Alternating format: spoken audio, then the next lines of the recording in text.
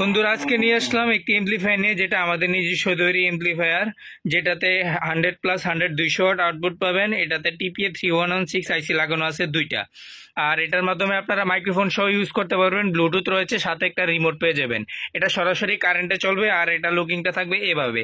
এটা আমাদের নিজস্বভাবে তৈরি করা। এই প্রোডাক্টটা দিয়ে আপনারা 10 ইঞ্চি দুইটা স্পিকার চালাতে পারবেন আরামসে, বাসা বাড়িতে কারেন্টে চলবে।